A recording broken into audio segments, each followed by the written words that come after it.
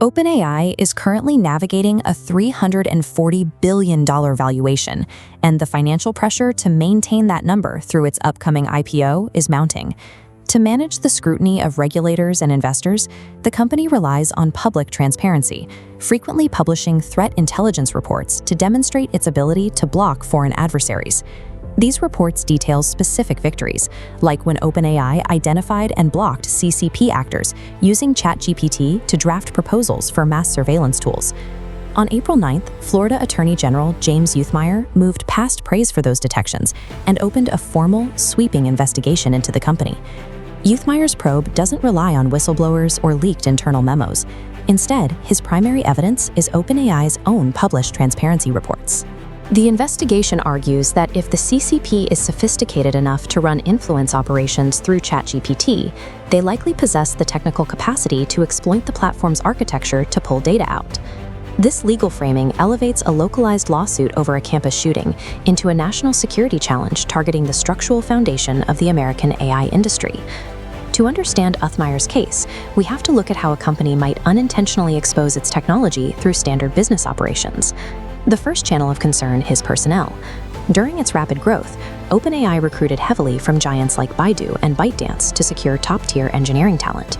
FBI surveillance recently identified at least one engineer with a ByteDance background who maintained active communication links with Shanghai's Ministry of State Security. The second channel is infrastructure. OpenAI, like most Silicon Valley firms, relies on a global web of cloud nodes to process user data at scale. This includes a specific Microsoft Azure data node in Hong Kong that processed OpenAI conversation data until September 2025. Under Article 37 of China's cybersecurity law, companies processing data in Hong Kong are legally compelled to grant the CCP access to that data upon request. These vulnerabilities suggest that foreign access doesn't require active cooperation from OpenAI leadership. It can be an unintended consequence of standard hiring and cloud computing practices. The final channel is ownership, rooted in the early venture capital relationships that financed the AI boom. Financial flows from early OpenAI investor SV Angel lead to Sequoia Capital, which recently split its operations to create Hongshan, a firm that invests in Chinese models designed to compete with OpenAI. This financial overlap creates a pathway for a technical process known as adversarial distillation, a threat recently documented in a report by Anthropic. Adversarial distillation allows competitors to use advanced American AI to generate training data for their own models. DeepSeek used this method to scrape alignment data, using the US system as a teacher to build a rival AI that deflects queries about politically sensitive topics. The guardrails designed to make American AI safe were repurposed as training material to help authoritarian systems censor their own citizens more effectively. This investigation is moving on a timeline that directly intersects with OpenAI's planned public offering.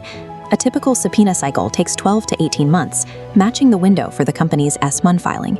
Under securities law, any material pending investigation must be disclosed in the prospectus, meaning every prospective investor will see Florida's claims on the first page.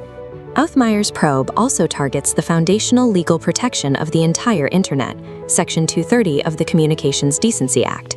Section 230 protects platforms that host content created by others.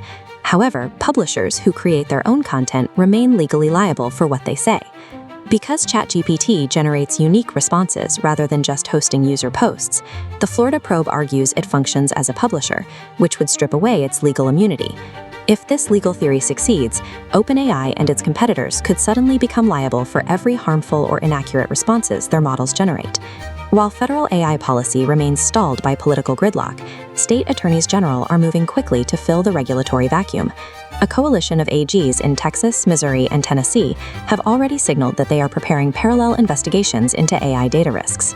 This creates a fragmented regulatory landscape where AI companies must defend against dozens of independent state investigations simultaneously. Under this new blueprint, a state doesn't need to prove specific injury. They only need to demonstrate the company's architecture creates a national security risk. By using OpenAI's own transparency reports as the foundation for a subpoena, Florida has provided a roadmap for any state to challenge the inner workings of the world's most powerful AI labs.